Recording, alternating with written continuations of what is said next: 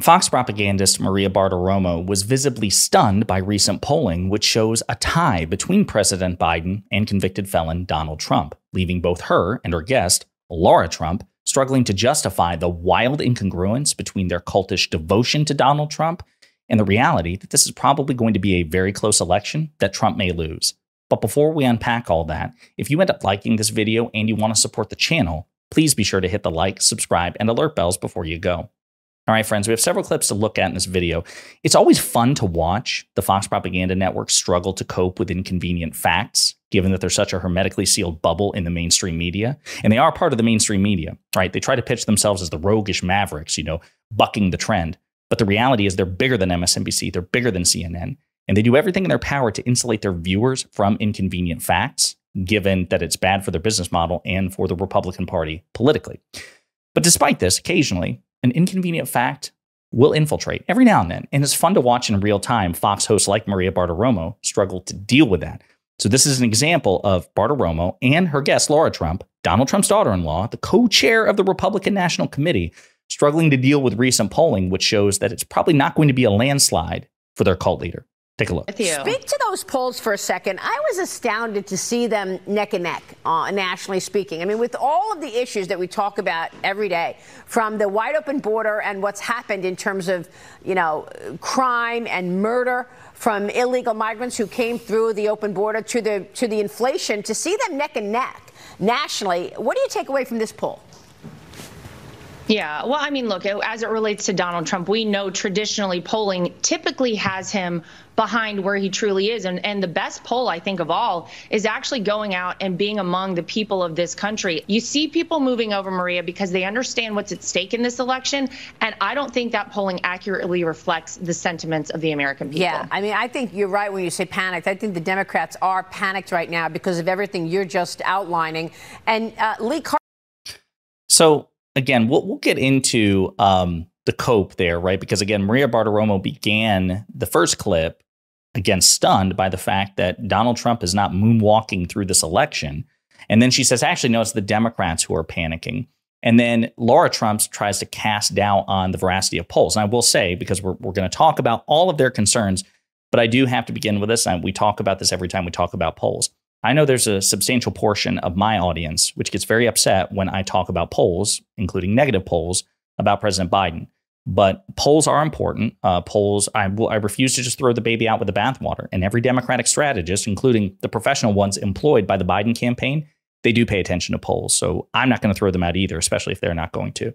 But the truth is, especially post-conviction for Trump, recent slates of polls have shown more gains for President Biden than not. So basically, things have been trending more in Biden's favor than Trump's.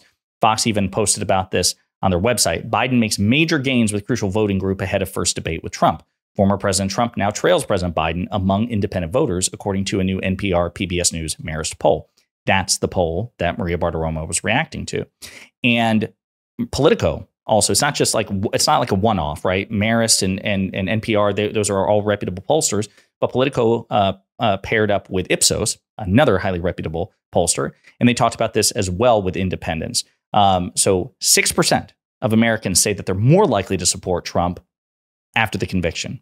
And the conviction is important to how they vote. Okay, 6%. Again, it's kind of stunning, right? It's counterintuitive, this notion that, any percentage, any statistically significant portion of Americans would be more inclined to vote for Trump after he's criminally convicted, especially if they're at all sympathetic to the notion of law and order. But I digress. The bad news for Trump, at least at this point in time, is that 1/5 of Americans, 22%, say that they are less likely to support Trump for the presidency, and the conviction is important.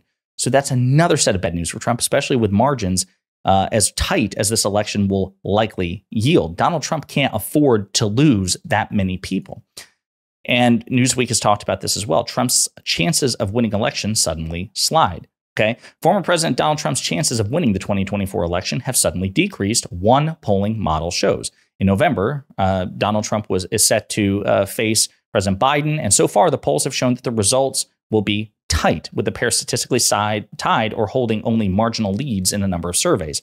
Still, as voters count down to polling day, interest remains in daily polling changes, which predict the pair's fortunes in real time. On Tuesday, according to one such daily prediction model by The Economist, Trump had 3 in 4 chance of winning the election, while Biden had 1 in 4 chance. The model showed the Republican winning 306 electoral college votes to Biden's 232. But as of Wednesday, Trump's chances have slid. The Economist model now says that Trump has a 2 in 3 chance of winning. Okay.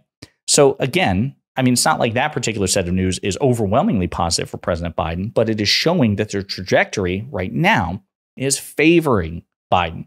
And if you look at 538, which is one of the sites that aggregates the polling, again, it shows a tight race. So Morning Consult has Biden up by 1%. A specific pollster for Iowa has Trump up by 18. For Iowa, for the general election, Iowa, one state out of 50, but it is worth noting because it's a highly reputable pollster. Same thing for New Mexico, right? It has Biden up by 7. But in terms of general election results, general election at the national level, it's going to be close. And the recent polls have shown that. Biden up 1, Trump up by several, Biden up 1, Biden up by 1. So again, it goes back and forth. This is going to be a very close election based on the facts. I also want to play this as well, which gets back to what Maria Bartiromo and Lara Trump were talking about. Why would people be backing President Biden, given all that they've said about Biden, that the border is wide open, there's crime everywhere, it's hell on earth? Well, one of President Biden's campaign officials has a pretty compelling case to make with respect to President Biden's record. And this might play a role into why some people are still inclined to vote for Biden compared to Trump.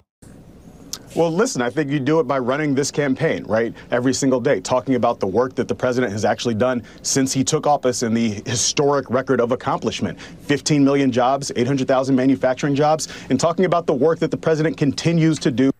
Costs for Americans, right? The $35 cap on insulin for our seniors, the work that he wants to do in a second term to expand that cap for everybody. A fairer tax code, making sure that as we move forward that no billionaire pays less in taxes than a school teacher or a nurse, and making sure that people understand everything that Donald Trump is talking about would only worsen the gap between the ultra wealthy and the rest of us. That's a pretty compelling list, right? And it's not even at all comprehensive. We've talked about this before on this channel, Biden's the staggering list of achievements politically, executively, legislatively that the Biden administration has on their record compared to Donald Trump's. Now, of course, the challenge is that actually more Americans than not are unaware of the laundry list of accomplishments of the Biden administration, which is both a failing of the media and also a failing of the Biden campaign, the Biden administration, to successfully market these things. You know, listen, we should have an engaged population. We should be paying attention to what our government, Republican or Democrat, local, state, or federal does. That we certainly, as citizens, we have an obligation to stay informed. But also those in power have an obligation to engage with us and to seek us out and to inform us in the most, productive and efficient ways possible. But what we see here in these clips is that Bartiromo and Lara Trump are struggling to deal with the fact that there is an incongruence between the polls and what they say on the Fox Propaganda Network. And what's interesting is, like, you take this channel. I am unapologetically partisan. I make no bones about it. I'm not neutral on the notion of Trump and Biden. I support Biden over Trump unapologetically, but I also believe I can defend those reasons pretty coherently. But we also talk about the bad news here, too. We also talk about how this will be a close election and President Biden may very well lose. And very often in the polls, he is behind. And we should take none of this for granted, given the many institutional advantages that the Republican Party and the right have.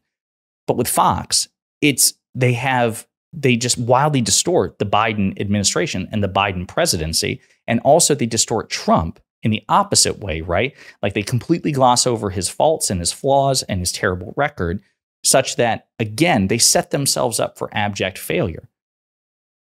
Donald Trump is a convicted felon, 34 counts of falsifying business records, to try to steal the 2016 election. In poll after poll after poll, it shows that a substantial portion, very often a majority of Americans, also have doubts about his mental fitness, not just President Biden's. Those same polls show a staggering contradiction between Biden and Trump with respect to other aspects of fitness for office. Compassion, ethics, sense of justice and fairness. Biden is always leading Trump. Trump is seen as much more corrupt, much more unethical, much less interested in, doing his best for the American people. He's seen as a narcissist and a bully. These are anchors around Trump's feet. That's why it's still a tight election between these two men, despite Fox's best efforts to put their thumb on the scale. And so again, it's fun to watch in real time the wild incongruence there because they struggle to deal with it. They think the American people are out of step here. They couldn't possibly. You just can't possibly not like Donald Trump. The reality is Donald Trump has always been disliked. Donald Trump has never won a popular vote over a Democratic challenger. He lost to Hillary Clinton. People talk about how unlikable and uncharismatic Hillary Clinton is, but Hillary Clinton won 3 million more votes than Donald Trump in 2016. If we didn't have the Electoral College, which is affirmative action for the Republican Party, it gives them a step up, a leg up politically, Hillary Clinton would have been president of the United States. In 2020, even though people say, oh, Donald Trump won, 10 million more people voted for Trump in 2020 than did in 2016. Yeah, but he still lost by 7 million votes. And he may, I suppose, win the popular vote this time around, but it's unlikely. And his approval rating as president was never above 50%. He was always underwater. President Biden's underwater now and has been for a long time, but he wasn't always. He came into with a relatively high approval rating, which was higher than Trump ever had. So it's again the source of the incongruence. The facts are inconvenient for Republicans, for the Fox propaganda network, despite their best attempt to cherry pick the facts and to exploit and exacerbate the major institutional advantages, right? Trump is benefiting from a collective nostalgia, right? His presidency was 4 years ago. That was his last year in office. We seem to have memory hold, the collective trauma that was COVID. Sometimes people mistake 2020 for a Biden year. I've heard people say like they flubbed the timeline. There were lockdowns during Joe Biden's presidency. No, that happened under Donald Trump. So Trump has all these advantages. The fact that, typically elections are referenda on the sitting president. He has the fact that he's got the likes of, the Fox propaganda network and Ben Shapiro, the Daily Wire, and all these major institutional media forces behind them. He has the Electoral College advantage. He has the cultish following of the Republican Party. And yet it's still neck and neck. This is something that they struggle to deal with because to them, Donald Trump is God. He is perfect. He is infallible. He is at his mental peak. He is smarter. He's superior to every Democrat that has ever existed or ever shall exist. And yet the polls don't reflect it. So that's something else I want you all to keep in mind. The polls aren't just bad news for us, right? It's something that we need to look at, but it's also bad news for Republicans very often. And Trump has important, critical, crucial weaknesses among important, critical cohorts of voters that we need to continue to point out and we need to exacerbate in our own way. And hopefully the Biden campaign is doing just that. Let me know what you think in the comments.